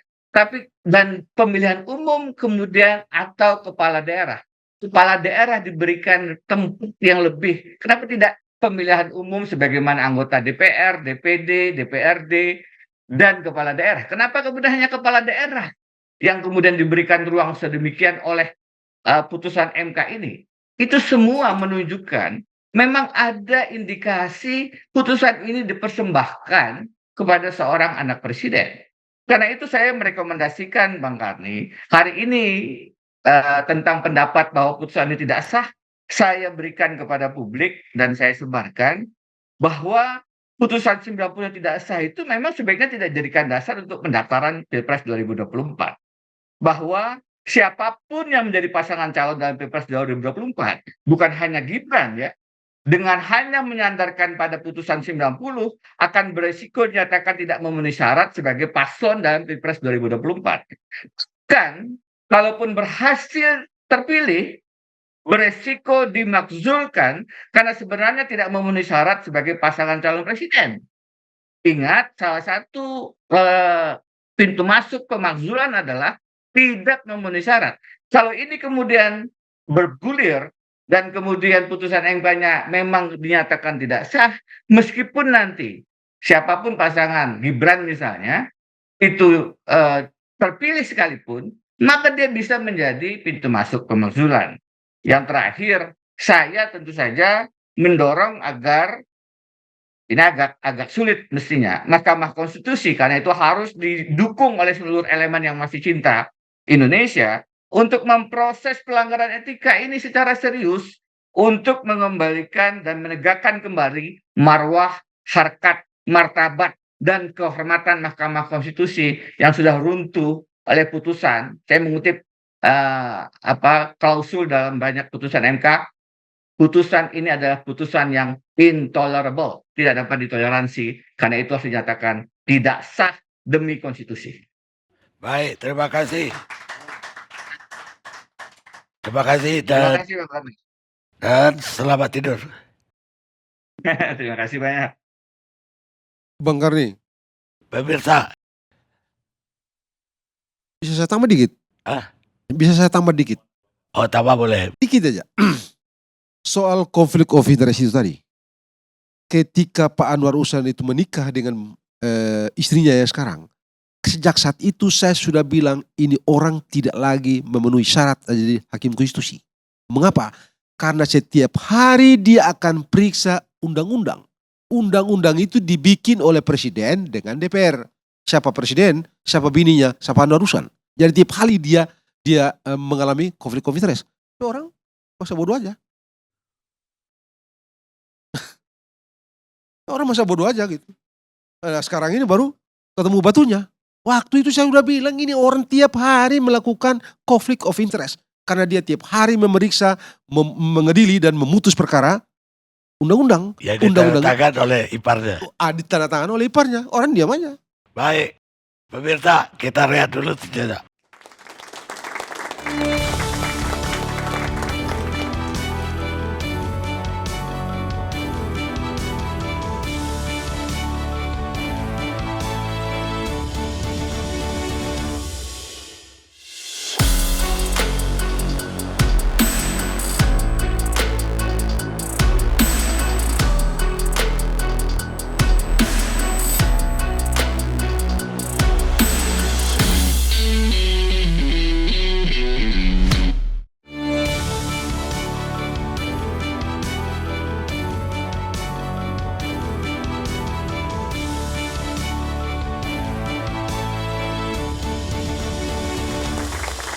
Pemirsa, kita sampai di penghujung acara. Sekarang saya minta pendapat dari pengamat politik Selamat Ginting. Baik Bang Karni, kalau kita melihat hubungan subsistem politik dengan subsistem hukum, maka konsentrasi energi politik jauh lebih besar, jauh lebih kuat daripada hukum. Dalam konteks inilah kita melihat keputusan Mahkamah Konstitusi. Jadi ini bukan berdiri sendiri. Ini ada grand design sejak awal ketika Jokowi menginginkan 3 periode, tentu ini melalui tangan-tangan lain. Begitu ditolak oleh PDIP terutama, maka bergeser menjadi perpanjangan masa jabatan dengan alasan COVID 2 tahun. Itu juga ditolak. Maka sesungguhnya keputusan MK ini juga adalah gong bahwa terjadi perang Batarayuda antara Jokowi dengan Megawati. Ini juga sesungguhnya kesalahan PDIP sejak awal. Ketika memaksakan Gibran dan juga Bobi Nasution untuk menjadi wali kota. Tadi diungkapkan oleh Bang Andre Rosadi bahwa itu lewat pertarungan. Oh tidak. Itu ada intervensi Jokowi meminta kepada Megawati agar dua putra mahkotanya ini, Gibran dan menantunya Bobi Nasution, bisa ikut dalam kontestasi. Di situ sudah nepotisme sebenarnya. Karena betapa banyak orang-orang PDIP yang sudah berjuang dari bawah di Solo, begitu juga di Medan, harus terpenggal oleh intervensi Jokowi. Itu jelas tangan kekuasaan Jokowi. Ada relasi kekuasaan Jokowi. Di situ kemudian PDIP harus bertanggung jawab ketika kemudian kasus Gibran mencuat lagi sekarang. Jadi ini adalah grand design bagaimana Jokowi sebagai aktor politik utama yang memimpin orkestrasi politik dalam Pilpres 2024 ini. Tidak merupakan sebuah kebetulan kalau kita lihat bagaimana hakim konstitusi itu bisa didapat, itu kan melalui 3 lembaga, DPR, Presiden, dan Mahkamah Agung. Tentu di sini ada kepentingan istana agar komposisi hakim konstitusi ini lebih condong kepada Jokowi. Di sini tangan-tangan yang tidak terlihat bisa kelihatan ketika ada keputusan bahwa keputusan yang menolak itu, yang menerima itu sesungguhnya 3. Lalu yang 2 itu kan jelas setuju 40 tahun, tapi dengan catatan adalah gubernur, bukan wali kota. Jadi secara kualitatif hanya yang pernah memimpin provinsi, bukan memimpin kabupaten atau kota. Dan kemudian 2 hakim konstitusi menolak. Lalu 2 hakim konstitusi lainnya tidak menerima permohonan itu. Sehingga komposisinya sudah kelihatan sesungguhnya yang setuju cuma 3. 3 berbanding 6. Kenapa kemudian menjadi ini yang menang? Disitulah saya bilang betapa kemudian politik mempunyai konsentrasi energi yang jauh lebih kuat. Di mana keterlibatan Presiden Jokowi mudah sekali dibaca. Misalnya, ini kita lihat sesungguhnya permohonannya sama. Ada relasi kuasa di situ, 2 pemohon itu adalah kader Partai Gerindra. Satu lagi adalah dari PSI. Satu lagi dari Partai Garuda. Partai Garuda kebetulan masih saudaranya Reza Patria dari Gerindra. Itu kelihatan sekali. Dan yang publik terkecoh adalah itu semua digagalkan. Tapi satu pemohon, anak mahasiswa Surakarta, dan itu kalau kita lihat legal standingnya, dia itu adalah pengagum Gibran. Nah ini yang sesungguhnya sejak awal ketika Ketua Mahkamah Konstitusi yang tadinya tidak ikut dalam persidangan, tapi untuk kasus nomor 90 ini ikut. Ini aneh kan sejak awal. Itu yang disebut Saldi Isra bahwa ini ada permainan, ada relasi kuasa. Mahasiswa dari Surakarta kemudian memohon agar di situ jelas menyebut nama Gibran sebagai orang yang dikagumi. Dan ini kemudian urusan dipegang oleh pamannya Gibran. Ini jelas ada kepentingan, lagi-lagi keputusan ini tentu menggembirakan keluarga Jokowi. Tapi di sini sesungguhnya kita akan melihat bahwa ketika Jokowi selalu mengelak dia tidak terlibat, semakin dia mengelak, maka publik mengetahui bahwa cara membacanya, bacalah dengan logika terbalik. Artinya dia terlibat. Cawe-cawe ini tentu membahayakan demokrasi kita. Tadi Andre tidak menjelaskan, tidak menyebut nama misalnya Kim Il Sung yang kemudian juga menjadi pimpinan atau presiden di sebuah negara yang umurnya masih di bawah daripada Gibran.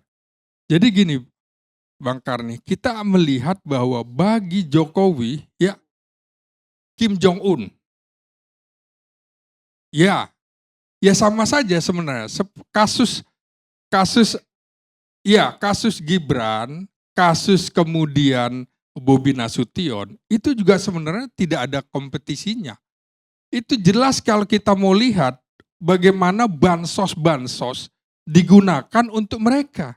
Tanyalah Bang Karni, mudah sekali kok orang-orang Kementerian Sosial, kemudian Dinas Sosial Provinsi, Dinas Sosial Kota, semua bansos diarahkan buat ke sana. Jadi tidak ada kompetisi semua. Jadi bohong kalau kemudian ada kompetisi di situ, ada kontestasi di situ. Tidak. Nah sama dengan kasus Gibran, ini saya melihat bahwa ada kekhawatiran. Saya kira dua aktor politik yang tidurnya kurang nyenyak pada saat ini, antara lain Jokowi sendiri sekarang. Dengan keputusan Mahkamah Konstitusi yang kontroversi itu, kita jadi ingat bahwa hakim konstitusi itu juga bukan orang yang betul-betul agung. Kita lihat Patrialis Akbar, kita lihat Akil Mukhtar, kemudian juga itu kena kasus korupsi. Belum lagi Arsyad Sanusi, kena kode etik yang kemudian mundur. Dalam kasus ini juga, seperti tadi Bang Margarito bicara, bahwa keputusan ini kemungkinan tidak bisa diubah. Tapi secara etik itu bisa dipermasalahkan. Melalui Dewan Kehormatan, diambillah misalnya juga hakim dari Komisi Yudisial, kemudian guru besar ilmu hukum untuk mengadili orang-orang yang membuat keputusan kontroversi dari kasus ini. Nah persoalannya lagi adalah Komisi Pemilihan Umum harus segera membuat peraturan dari keputusan Mahkamah Konstitusi, terutama peraturan tentang pemilihan presiden. Nah, mitra kerjanya adalah Komisi 2 DPR yang saat ini sedang reses. Nah, apakah kemudian peraturan KPU itu bisa disahkan kalau tidak kemudian melakukan koordinasi dengan Komisi 2 DPR? Yang jadi masalah adalah reses akan dibuka pada tanggal 23 Oktober, artinya 2 hari menjelang penutupan pendaftaran. Saya melihat ada upaya keras bagaimana caranya Gibran tetap lolos untuk bisa didaftarkan. Karena saya melihat bagi Jokowi ini adalah harga diri keluarga. Dengan dipanggilnya Gibran berapa kali ke markas PDIP, saya kira itu juga merupakan sebuah tamparan bagi keluarga Jokowi. Maka to be or not to be kemungkinan akan diupayakan entah melalui perpu atau apa, dan ini akan menjadi masalah nasional. Makanya saya bilang keputusan Mahkamah Konstitusi itu berpotensi menciptakan instabilitas politik nasional karena mencabik-cabik persatuan nasional. Kita tahu Bang Karni, di satu sisi Prabowo Subianto merasa tidak yakin kalau bukan berpasangan dengan Gibran akan bisa memenangkan kontestasi Pilpres kali ini. Karena salah satu kelemahan Prabowo adanya di Jawa Tengah. Marginnya dengan Ganjar kira-kira hampir 20%. Maka dengan kehadiran Gibran paling tidak itu bisa ditutup sampai 10%, tidak terlalu jauh. Dia tidak yakin kalau bukan dengan Gibran, karena itu dia mengambil gerbong Jokowi efek yang masih kata beberapa lembaga survei didukung oleh 80% suara masyarakat yang puas dengan kinerjanya. Prabowo mengambil itu dan juga mengambil kalangan milenial, di mana di antara 3 kontestan ini, 3 pasangan, kalau Gibran yang menjadi pasangan, maka kemungkinan atau diharapkan kalangan milenial akan membantu Prabowo di situ, suara Prabowo di situ. Pak Prabowo masih merasa lebih kuat di Jawa Timur dengan kekuatan NU yang kemudian sedang dia jajaki terus menerus. Pertarungannya bagi Prabowo adalah di Jawa Tengah. Nah kemudian kalau di Jawa Barat dia begitu yakin karena dalam 2 kali pilpres Prabowo selalu menang, begitu. Baik, Pak Selamat. Sekarang kita dengar Profesor Rocky Gerung.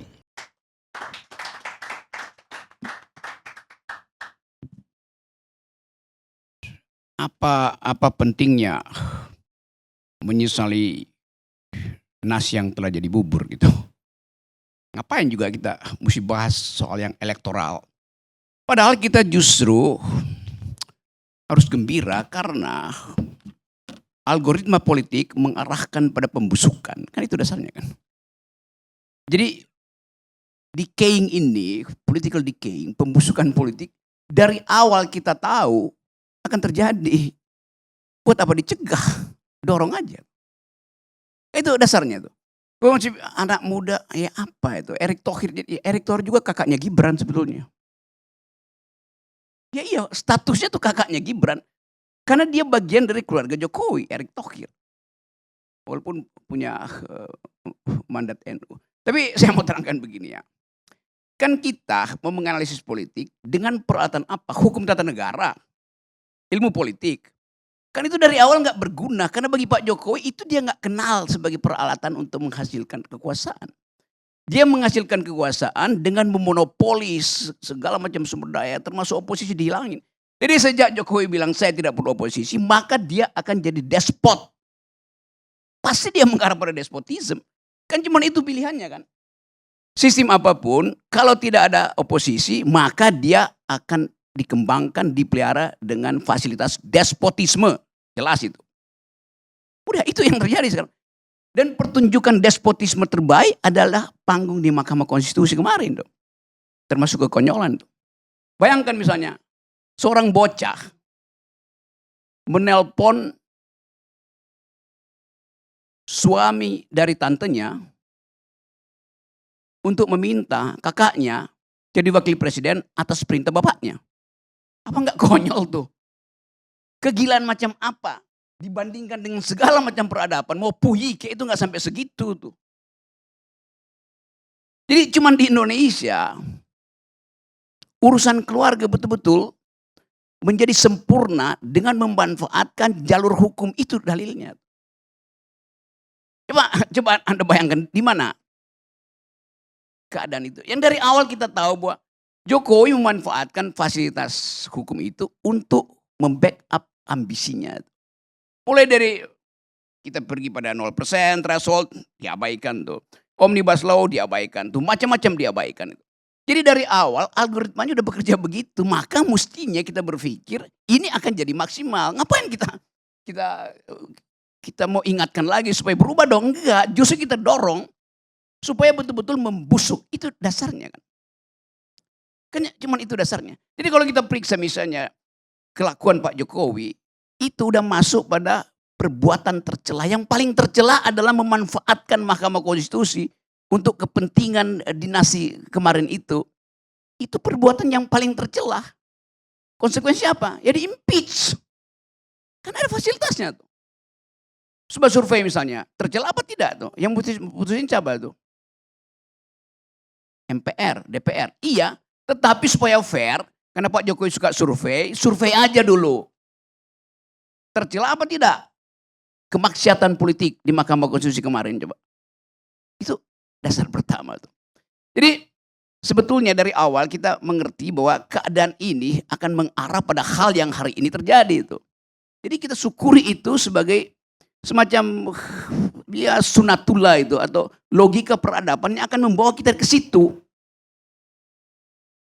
Political decay pasti terjadi, ngapain dihambat itu. Dekomposisi politik, moral yang hilang segala macam. Itu jelas kan. Kan percakapan hari ini cuma soal itu siapa yang dapat ya, itu siapa dengan siapa. Kan kita mau tuntun kembali bangsa ini pergi pada square one yang pernah dibicarakan oleh para founding parents kita. Itu yang nggak ada. Setiap malam ada 9,8 juta rakyat Indonesia tidur dalam keadaan kelaparan. Statistiknya bilang begitu. Lalu ngapain kita persoalin kelakuan Jokowi? Udah biarin aja bahwa kelakuan Jokowi itu akan berhadapan dengan mimpi buruk dari 9 juta orang ini yang setiap hari bertambah kan. Jadi jangan cegah. Kita syukuri bahwa akhirnya Mahkamah Konstitusi membusuk. Itu. Jangan kita anggap lagi dia masih bisa perbaiki diri. Korbannya siapa ya? Anak-anak muda ini kan. Termasuk Andre itu korbannya tuh.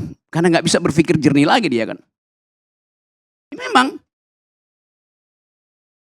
Kalau kita ingat, ada pepatah bilang begini. Older men declare war. But it is the youth that must fight and die. Orang tua mendeklarasikan perang. Tapi yang mesti berperang dan mati adalah anak muda itu. Mati akal. Dalilnya di situ. Salah satu anak muda yang mati namanya Saldi Isra. Yang kita masih berharap puja-puji, ya Saldi hebat. Enggak, dia enggak hebat. Karena dia enggak sadar dia dimanfaatkan oleh sistem itu supaya seolah-olah ada dissenting opinion sehingga bisa diterangkan ini bukan rekayasa loh ada dissenting opinion. Kan berkali-kali Saldi Isra membuat dissenting opinion. Dia enggak sadar bahwa dia dimanfaatkan untuk sekedar jadi devil's advocate di situ. Apalagi dia ditunjuk oleh presiden ya. Ya itu lewat jalur dasarnya presiden. yang saya mau terangkan. Ya. Jadi apa poinnya? Saldi Isra mesti berhenti jadi anak muda yang dimanfaatkan oleh Jokowi. Disogok supaya oke, Anda kalau bisa jadi radikal di situ. Ya tapi sistemnya kata Margir tadi memang sistemnya begitu. Supaya terlihat seolah-olah itu tidak didesain maka mesti ada. Jadi diaturlah nanti 54 ya, nanti 63 ya. Itu aturannya begitu.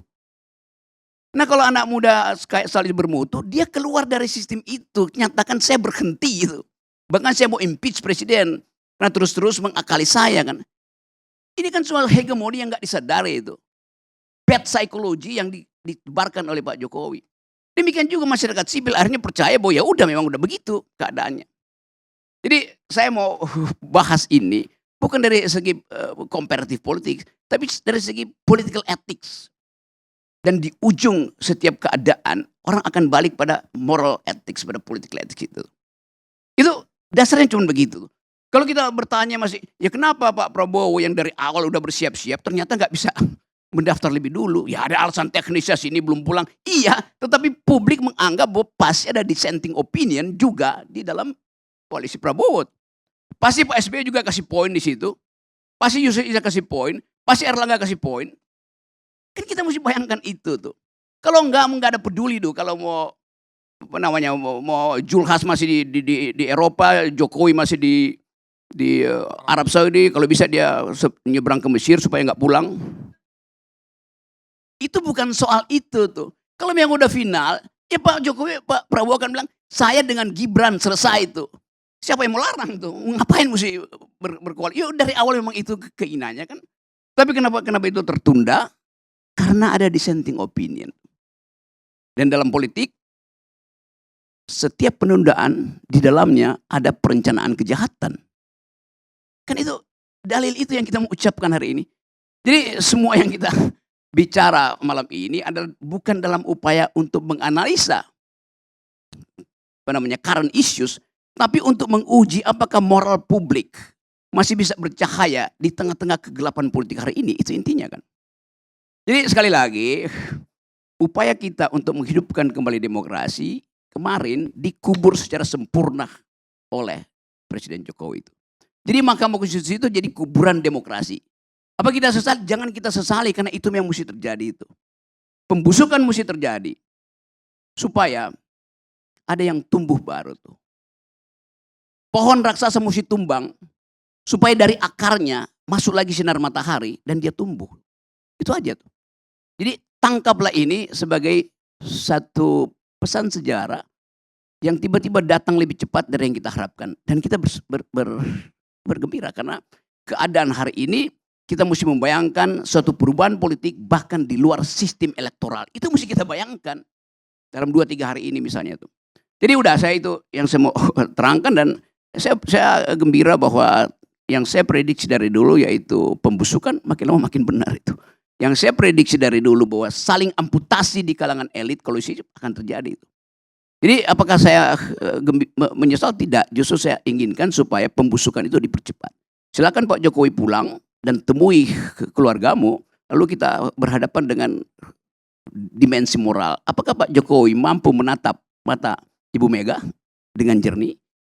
Apakah Pak Jokowi mampu menatap mata Pak Prabowo dengan jujur? Mungkin ada 2 mata yang nggak bisa lagi ditatap Pak Prabowo, Pak Jokowi, karena lagi sakit tuh. Pak Luhut yang diandalkan. Jadi sebetulnya soal-soal semacam ini mestinya kita hidupkan harapan bahwa hanya dengan evaluasi moral kita bisa kembalikan bangsa ini pada peradaban. Makasih. Pak Arni, boleh 1 menit? Mau bantah? Enggak, saya memberikan informasi saja. Ngapain dibantah Maroki ini? Buang-buang waktu. Saya ingin menyampaikan suatu gambaran. Kita harus adil memperlakukan orang. Tadi saya lihat banyak sekali menyatakan Mas Gibran anak kecil, seakan-akan tidak punya prestasi.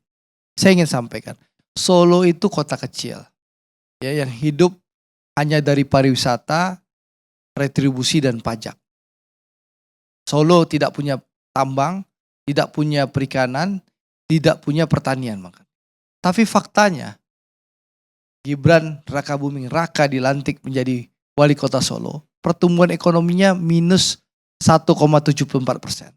Sekarang 6,25%. Jauh di atas ekonomi nasional yang 5,3%. Mungkin dia anak kecil, tapi faktanya Solo bukan ibu kota Jawa Tengah, tapi dia jauh lebih hebat daripada yang tua-tua sebagai kepala daerah. Itu saja. Terima kasih Bang Arni. Coba saya terangkan cara membaca itu. Enggak supaya fair itu. IPM-nya berapa? Disparitasnya berapa? Stuntingnya berapa? Itu intinya tuh. Jadi jangan berbohong di situ. Sama seperti Ganjar misalnya. Ganjar itu buruk sebagai pemimpin Jawa Tengah tuh. Kan Jawa Tengah tetap provinsi termiskin di Jawa. Faktanya begitu. Jadi intinya adalah jangan ucapkan sesuatu yang bisa dibatalkan juga dengan statistik gitu. Saya nggak mau main di situ tuh, itu nggak ada gunanya itu. Yang kita tahu bahwa Gibran, Bobi, Kaisang itu datang memimpin dengan cara tidak normal. Itu semua orang paham itu.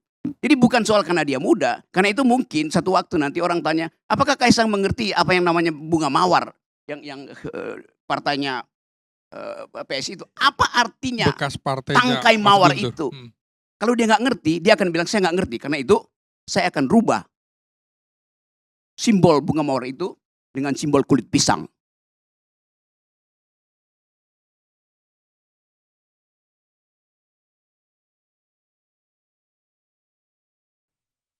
Kami itu adalah pemilik kongres dan pengadilan di negeri ini.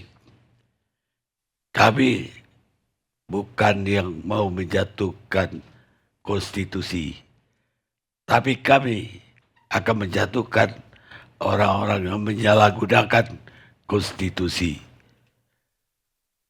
Presiden Amerika Abraham Lincoln, Presiden ke-16 Amerika.